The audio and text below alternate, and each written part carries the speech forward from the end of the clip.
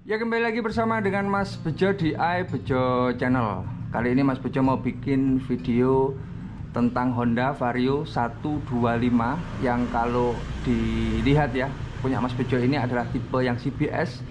Setelah 1 tahun, ini ada kelebihan dan kekurangan. Pastinya karena setiap motor itu kan buatan manusia ya, dan nggak ada yang sempurna. Ini adalah kelebihan dan kekurangan yang Mas Bejo rasakan atau baru berasa setelah 1 tahun itu ada apa saja gitu loh ya. Dan setelah Mas Bejo mencatatnya, Mas Bejo telah mencatat ada sekitar 7 kelebihan dan 6 kekurangan dari Honda Vario ini. Jadi mungkin kalau ada yang pengen beli Honda Vario ini, mungkin video ini cocok bagi kalian ya, tentang Honda Vario 125 ini. Kita mulai dari kelebihan dulu, ada 7, lalu nanti dilanjutkan dengan kekurangannya itu apa saja Mas Bejo. Kita mulai dari kelebihan. Yang pertama adalah harganya murah teman-teman.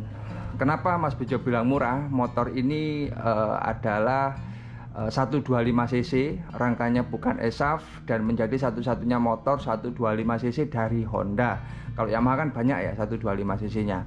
Dan untuk yang tipe CBS atau khususon yang tipe CBS ini, harganya kalau untuk update harga terbarunya itu lebih murah 75.000 dari Scoopy yang tipe keyless atau tipe yang prestige maupun yang stylish.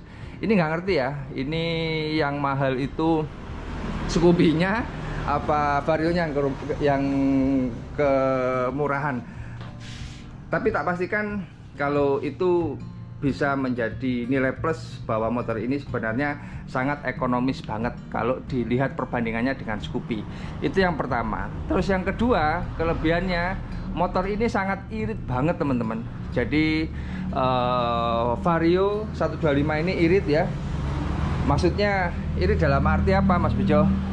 Maksudnya irit dalam arti nggak begitu effort lah ibaratnya, atau effortless saat kita ngisi tangki BBM, saat kita dalam perjalanan itu nggak pati mikir. Bahkan kalau untuk pandome ya, di speedometer apa istilahnya, bahasa Jawanya itu indikatornya itu udah kelip-kelip pun itu masih bisa jalan gitu ya, saking iritnya.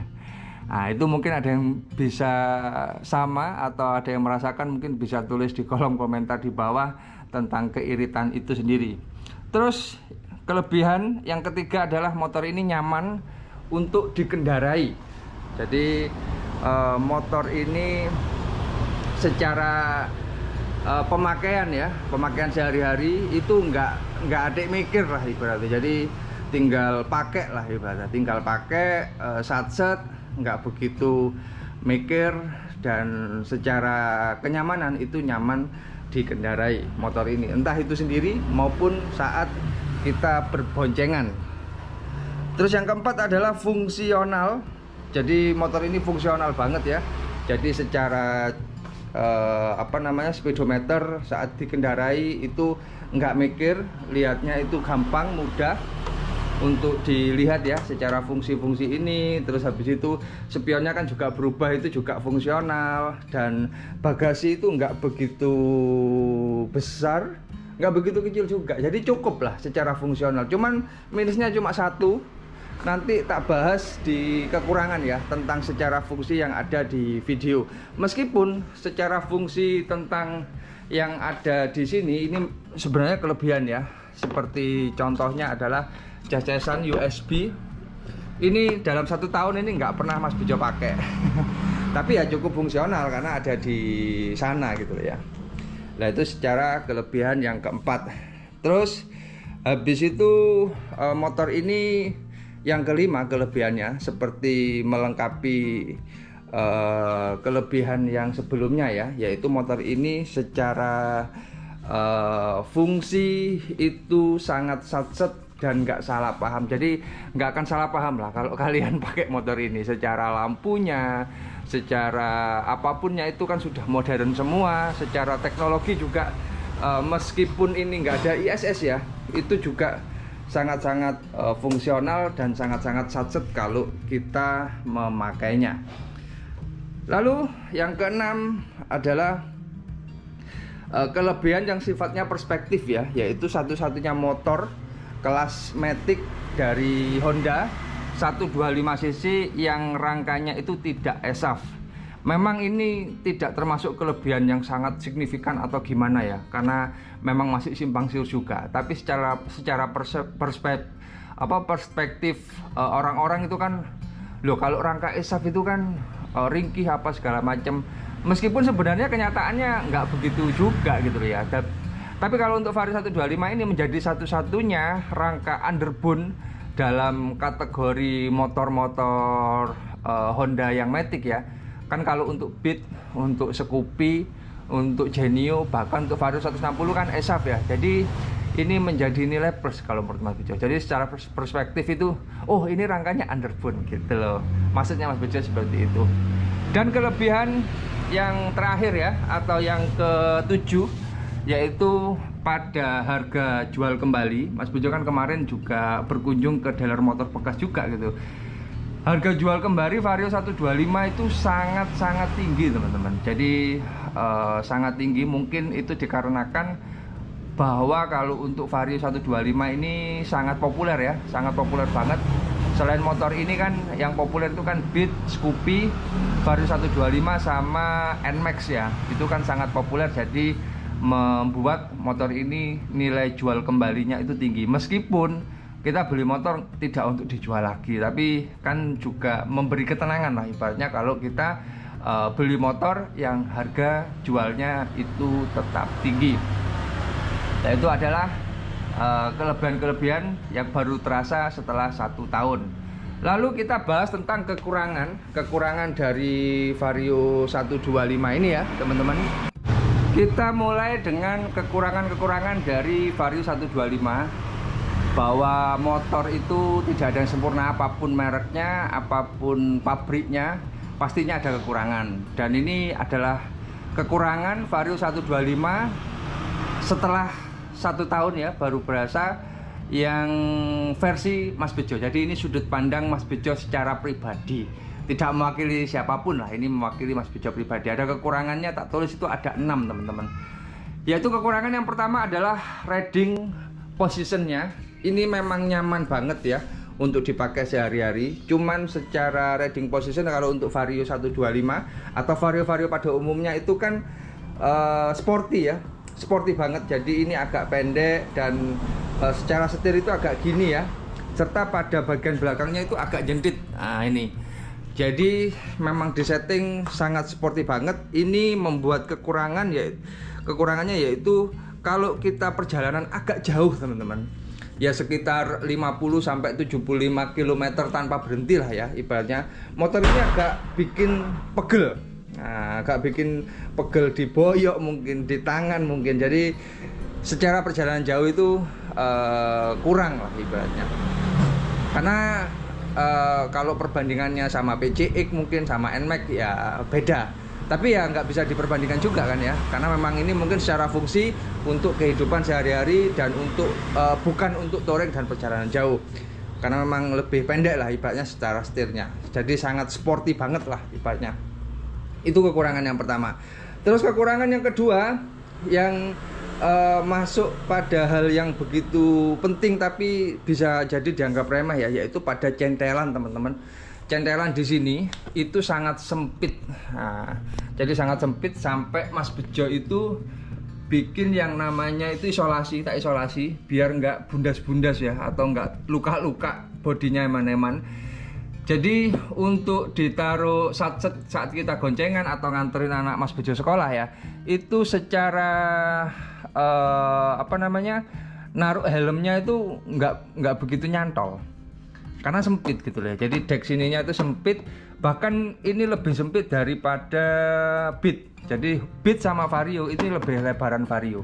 Nah ini termasuk kekurangan sih kalau menurut Mas Bejo tentang di dek di dalamnya. Tapi kalau untuk galon sama gas itu aman lah untuk Vario 125 ini.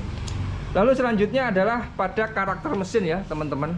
Pada karakter mesin dari Vario 125 ini karakter mesinnya kalau pagi atau lama belum dipakai itu agak kasar teman-teman. Jadi agak kasar, agak khas gitu loh. Jadi kasar, dan kalau pengen lebih halus ya dan tarikannya lebih enteng itu harus dipanasin dulu agak lama. Jadi butuh waktu untuk dipanasin agak lama kalau untuk mesinnya. Jadi kalau Mas Bejo pakai itu kalau langsung ya ke susu-susu ya, bahasanya itu cepet-cepet lah ibaratnya, langsung kepake itu agak kasar gitu loh ya. Jadi gimana ya, kurang lah ibaratnya kalau untuk dipakai. Tapi lama-kelamaan enggak sih ya, makanya harus dipanasin dulu. Terus yang keempat itu pada tarikan awal, tak pikir ya motor ini secara satset itu nyaman ya untuk tarikan awalnya. Tarikan awalnya itu agak lemot teman-teman. Jadi tenaganya itu baru ngisi di tarikan tengah dan atas. Itu yang Mas Bejo rasakan pada tarikannya. Nggak tahu ini khusus untuk varionya Mas Bejo apa untuk vario pada umumnya, nggak tahu ya. Cuman yang Mas Bejo rasakan itu seperti itu. Terus yang kelima, tempat kunci ini kan kalau dicopot ya, contohnya ini kan otomatis langsung nutup ya. Jadi sangat aman sekali kalau kita lupa-lupa. Cuman kalau untuk kunci yang ada di sini ya, setelah cuci atau setelah kehujanan itu nggak nutup sendiri teman-teman. Jadi nunggu diatur di sini lah ibaratnya. Tapi kan ini lama kelamaan enggak. Nah ini kan